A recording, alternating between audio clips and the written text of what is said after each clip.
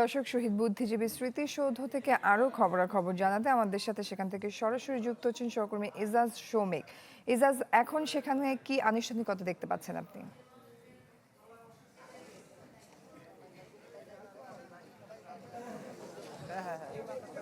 আনুষ্ঠানিকতার মধ্যে মাননীয় প্রধান উপদেষ্টা থেকে শুরু করে মাননীয় প্রধান উপদেষ্টা এবং প্রেসিডেন্টের পর অন্যান্য যে শ্রদ্ধা নিবেদন যারা করেছেন তাদের পর এটি আসলে এই বুদ্ধিজীবী স্মৃতিসৌধ এটি সবার জন্য উন্মুক্ত করে দেওয়া হয়েছে এবং সাধারণ নাগরিক যারা রয়েছেন বিভিন্ন শ্রেণী পেশার মানুষ নির্বিশেষে সবাই এসে এখানে শ্রদ্ধা নিবেদন করছেন এবং আমরা দেখতে পাচ্ছি এখানে বিভিন্ন রাজনৈতিক দলের যারা রয়েছেন তারা আস্তে আস্তে আসছেন। রাজনৈতিক দলের সংগঠন, অন্যান্য সংগঠন, এর বাইরে বিভিন্ন শিক্ষা প্রতিষ্ঠান, বিশেষ করে ঢাকা বিশ্ববিদ্যালয়ের শিক্ষা প্রতিষ্ঠান আমি দেখছি, উন্মুক্ত বিশ্ববিদ্যালয়ের সামনে রয়েছে অন্যান্য যে সংগঠনগুলো রয়েছে তারা আস্তে আস্তে এখানে আসছেন এবং শ্রদ্ধা নিবেদন করছেন এবং জাতির যে শ্রেষ্ঠ সন্তান যাদের হাত ধরে বাংলাদেশের মেধাভিত্তিক এবং বুদ্ধিভিত্তিক জায়গা থেকে যে সূচনা হয়েছিল সেই জাতির শ্রেষ্ঠ সন্তানদের তারা স্মরণ করছেন। আপনি জানেন যে 1971 সালে 14ই ডিসেম্বর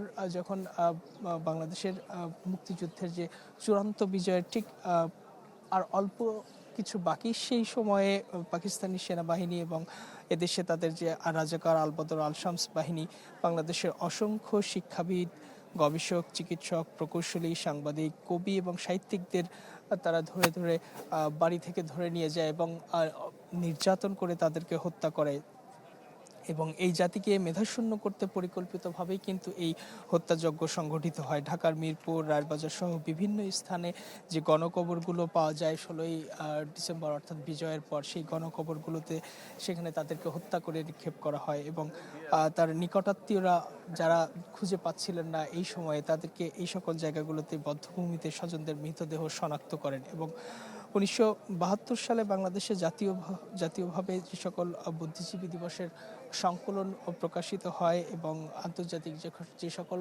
সংবাদ মাধ্যমগুলো এই বিষয়গুলো নিয়ে কাজ করেছিল তার মধ্যে একটা অন্যতম ছিল নিউজ উইক, যার সাংবাদিক নিকোলাস টমানিনের যে নিবন্ধ সেখান থেকে জানা যায় যে প্রায় সহস্রাধিক অর্থাৎ 1070 জন এই বুদ্ধিজীবী নিহত শহীদ হয়েছিলেন। এটা আমরা এই এছাড়াও এর বাইরে যে অসংখ্য যে নিবন্ধ থেকে শুরু করে অন্যান্য যে জায়গাগুলো রয়েছে প্রত্যেকটা জায়গাতেই কিন্তু আমরা দেখেছি যে জাতির শ্রেষ্ঠ সন্তানদের কিভাবে পাক হানাদাররা নৃশংসভাবে হত্যা করে সেটা আমরা দেখেছি। যার এই বিষয়টি নিয়ে অন্যতম একজন সাংবাদিক জহির রায়হান তিনিও কিন্তু কাজ করেছিলেন, যদিও দুঃখজনকভাবে 2072 সালে তিনি 72-এর জানুয়ারিতে তিনি নিখোঁজ হয়ে যান এবং বাংলাদেশের জন্মলগ্নের পর অর্থাৎ স্বাধীনতার পর 1971 সালের 25শে মার্চ থেকে শুরু করে এর পরবর্তী যে ঘটনাক্রম আমরা দেখেছি যে প্রত্যেকটা জায়গায় পাকিস্তানি বাহিনী কিভাবে তাদের এদেশের যে আলবদর আল শামসদের সহায়তায় কিভাবে এই হত্যাযজ্ঞগুলো করেছে এবং এই ঘটনার পর বাংলাদেশের প্রথম প্রধানমন্ত্রী তাজউদ্দিন আহমেদ তিনি এই শহীদ বুদ্ধিজীবী দিবস ঘোষণা করেন এবং এ ব্যাপারে 31 ডিসেম্বর তাজউদ্দিন আহমেদ একটি তদন্ত কমিশন গঠনেরও সিদ্ধান্ত নেন, যদিও সেই সিদ্ধান্ত পরবর্তীতে আর কার্যকর হয়নি। এর বাইরে 1997 সালের 24 সেপ্টেম্বর বুদ্ধিজীবী হত্যার ঘটনায় প্রথম মামলা হয় এবং এই সকল বিষয়গুলোকে নিয়ে যেটি আমরা দেখতে পাই যে আজকে যে বুদ্ধিজীবী দিবসের যে স্বাধীনতার 53 বছর পরেও যে সকল বুদ্ধিজীবীরা বাংলাদেশকে আসলে যেভাবে মেধাশূন্য করতে ঘটনা ঘটানো হয়েছিল সেই মেধার জায়গাতেই কতটা অপূরণীয় ক্ষতি হয়েছে সেটা কিন্তু দেখতে পাই আমরা। বাংলাদেশের এই যাত্রাপথে যে গণতন্ত্রের যে আকাঙ্ক্ষা, গণতন্ত্র থেকে শুরু করে সুশাসন থেকে শুরু করে বুদ্ধিভিত্তিক যে জায়গাগুলোতে যে ভূমিকাগুলো রাখার কথা ছিল, এই শ্রেষ্ঠ সন্তানদের হারিয়ে বাংলাদেশ অনেকটাই মেধাশূন্য হয়ে পড়ে এবং পরবর্তীতে আমরা দেখতে পেয়েছি যে এই মেধার জায়গাতে কতটা অপূরণীয় ক্ষতি হয়েছে যে আমরা বুদ্ধিভিত্তিক জায়গাতে সেই চর্চাতে এখনো কিন্তু আসতে পারিনি। যদিও এরপরে যতটা চেষ্টা করা হয়েছে বুদ্ধিভিত্তিক জায়গাতে, কিন্তু আমাদের বারবার সামরিক শাসনের শৃঙ্খল থেকে শুরু করে স্বৈরাচারী শাসন, ফ্যাসিবাদী শাসন বারবার বাংলাদেশকে পিছিয়ে দিয়েছে, এবং এই জায়গাগুলোতে বাংলাদেশ যাতে পিছিয়ে না যায় সেজন্য যে জাতি যাদের কাছ থেকে যে দিক নির্দেশনা পাওয়ার কথা ছিল সেই দিক নির্দেশনা কিন্তু আমরা পাইনি, অর্থাৎ বুদ্ধিভিত্তিক জায়গাতে আমরা পিছিয়ে পড়েছি এই জাতির শ্রেষ্ঠ সন্তানগুলোকে হারানোর কারণে। ইজাজ, ধন্যবাদ আপনাকে। আপনি সাথেই থাকুন। দর্শক, শহীদ বুদ্ধিজীবী স্মৃতিসৌধ থেকে যুক্ত হয়েছিলেন ইজাজ শৌমিক। বুদ্ধিজীবী দিবসের আরো খবরাখবর জানতে আমরা চলে যাব রাজশাহীতে। সেখান থেকে আমাদের সাথে যুক্ত হচ্ছেন সহকর্মী আবরার শায়ের। আবরার, রাজশাহীতে আজকের দিন উপলক্ষে কি কি আনুষ্ঠানিকতা রয়েছে, কি দেখছেন আপনি সেখানে?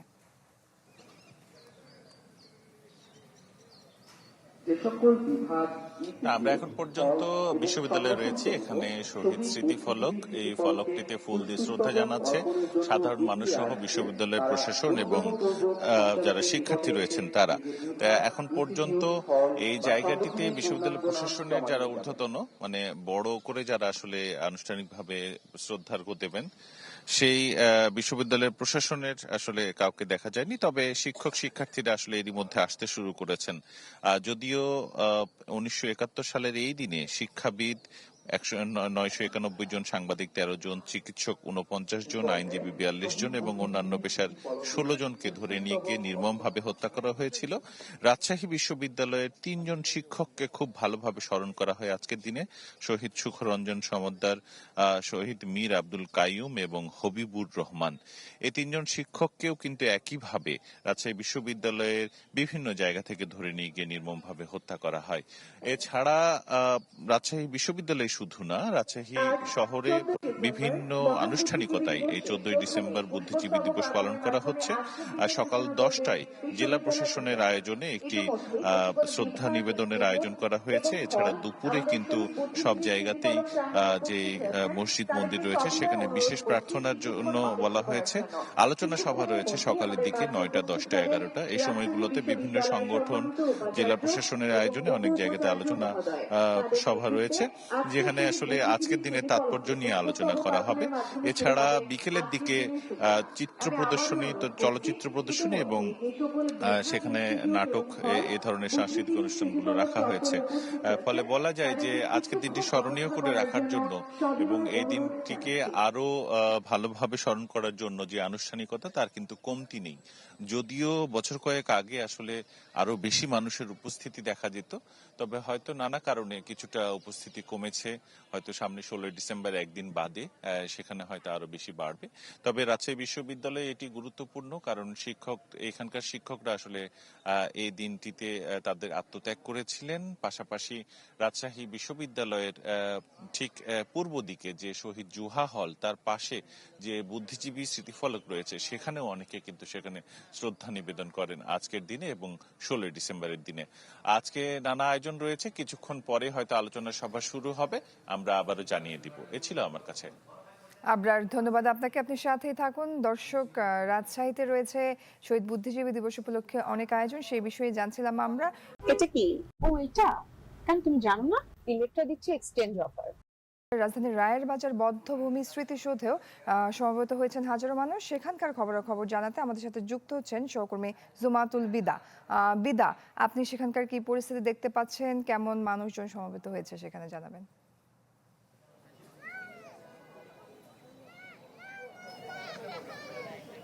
সকাল থেকে রায়ের বাজার বধ্যভূমিতে ধীরে ধীরে ছোট ছোট দল নিয়ে সাধারণ মানুষ আসছেন। কেউ তার পরিবার পরিজন নিয়ে আসছেন, কেউ আবার বিভিন্ন সাংস্কৃতিক কিংবা সামাজিক সংগঠন কিংবা রাজনৈতিক দলের সদস্য হয়ে ব্যানার নিয়ে, ফুল নিয়ে আসছেন এবং শ্রদ্ধা নিবেদন করছেন। কিছুক্ষণ আগেই উপদেষ্টা পরিষদের সদস্যরা এসে ফুল দিয়ে শ্রদ্ধা নিবেদন করেছেন এবং তারা এখানে তাদের যে অভিব্যক্তি সেটি তুলে ধরেছেন।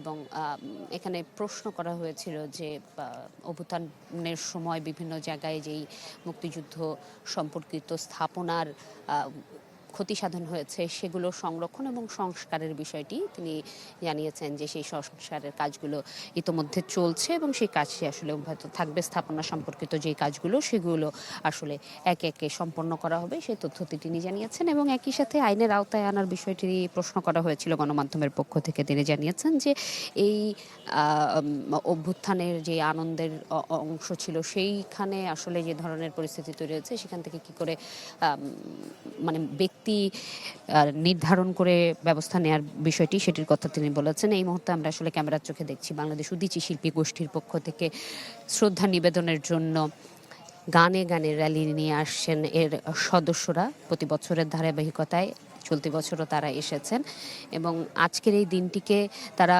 মূলত নতুন করে জাগরণের গান দিয়ে শুরু করেন। আজকের এই দিনে তারা বোঝানোর যেই বিষয়টি সবসময় বলে যান যে শোককে পরিণত করে সামনে এগিয়ে যেতে চান এবং মুক্তিকামী বাঙালির যেই চেতনা মননে লালন করে এসেছে এত বছর, সেই চেতনা যাতে কখনোই ম্লান হয়ে না যায় সেই আহ্বানটুকু তারা জানান। এটি যে শুধুমাত্র একেবারে বয়োজ্যেষ্ঠরা তারা কিন্তু নয়, একেবারে যারা কচি কাঁচা রয়েছেন অর্থাৎ শিশু তাদেরকেও তারা নিয়ে আসেন এবং তারা বলেন যে প্রজন্ম থেকে প্রজন্মের কণ্ঠস্বরে যাতে এই বাংলাদেশ প্রশ্নটা থাকে, বাংলাদেশ স্বার্থটা থাকে, এর জন্যই তারা এই কাজটি তারা করেন। আপনারা শুনতে পাচ্ছেন যে মূলত তারা এই গানে গানে এই আশা জাগা নেওয়ার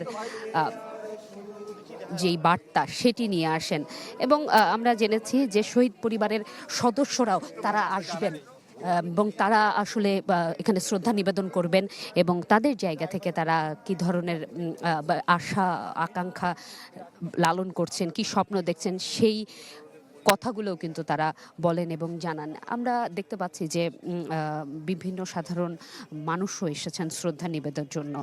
একই সাথে আমরা বিভিন্ন জনের সাথে কথা বলেছিলাম, তাদের প্রত্যাশার জায়গায় গণতন্ত্র সার্বভৌমত্বের কথা বলেছিলাম।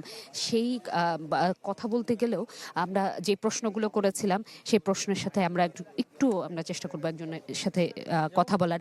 আপা, আপনার কাছে জানতে চাইবো আজকের এই দিনে আপনার কতটুকু মনে হয় যে এই মেধাশূন্য বাঙালি করার যেই নীল নকশা সেটা থেকে কতটুকু কাটিয়ে উঠতে গণতন্ত্রের পথে আমরা এগুতে পেরেছি? আসলে আমরা তো হচ্ছে যে গত 5ই আগস্টের পর থেকে আমরা দেখেছি যে যেভাবে মুক্তিযুদ্ধ বা আমাদের দেশের স্বাধীনতাকে যেভাবে নির্মূল করার একটা চেষ্টা চলছে, যদিও আমরা একটা ট্যাগ লাগিয়ে দিয়েছি যে আমরা আওয়ামী লীগকে নির্মূল করতে চাই, কিন্তু সেটা না করে আমরা দেশের ইতিহাস ঐতিহ্যকে নির্মূল করার যে চেষ্টায় নেমেছি আর নতুন প্রজন্মকে ব্যবহার করে বা পুরো একটা প্রজন্ম আজকে দেখেন অন্ধকারে ডুবে আছে। পুরো একটা প্রজন্মকে মুক্তিযুদ্ধ থেকে দেশের ইতিহাস ঐতিহ্য থেকে বিচ্ছিন্ন হয়ে আছে, যেটা আমরাও বুঝতে পারিনি যে এটা কিভাবে হয়েছে, কেন হয়েছে। হয়তো গত সরকার যেটা করেছে মুক্তিযুদ্ধ এবং হচ্ছে স্বাধীনতাকে তাদের নিজস্ব সম্পত্তি করে নিয়েছে। তারা এটাকে হচ্ছে যে এটা যে বাঙালি জাতির বা আমাদের হচ্ছে যে বাংলাদেশের মানুষের ইতিহাস ঐতিহ্যের ব্যাপার, এটা আমাদের শেকড়, মুক্তিযুদ্ধ আমাদের শেকড়। সেটা থেকে হচ্ছে যে নতুন প্রজন্মকে আসলে বলবো ওনারা হচ্ছে যে ওনাদের দলীয়করণ করতে গিয়ে সেটা থেকে হচ্ছে পুরো বাঙালি জাতিকে নতুন প্রজন্মকে বিচ্ছিন্ন করে রেখেছে আর কি। তো এই জন্য হচ্ছে যে আমরা যারা হচ্ছে সচেতন নাগরিক আছি, আমরা চাই আমাদের সন্তানরা যেন জানে দেশের মুক্তিযুদ্ধ সম্পর্কে, জাতির পিতা বঙ্গবন্ধু শেখ মুজিবুর রহমান সম্পর্কে। শেখ মুজিবুর রহমান তো কারো ব্যক্তিগত সম্পত্তি না, শেখ মুজিবুর রহমান বাঙালি জাতির সম্পদ, শেখ মুজিবুর রহমান আমাদের জাতির পিতা। এই জিনিসগুলো আসলে প্রত্যেকটা আমি মনে করি যে এই নতুন প্রজন্মকে হচ্ছে যতটা হচ্ছে যে আমরা বই পুস্তক বা সামাজিকভাবে যতটা এখন যেটা হচ্ছে যে আসলে আমরা নতুন প্রজন্মকে হচ্ছে আমরা বিচ্ছিন্ন করে রাখার যে একটা প্রচেষ্টা চলছে, তো এই ক্ষেত্রে প্রত্যেকটা পরিবারকে সচেতন হয়ে আসা উচিত, প্রত্যেকটা মা বাবা। জুমাতুল বিদা ছিলেন আমাদের সাথে রায়েরবাজার বুদ্ধিজীবী স্মৃতিসৌধ থেকে।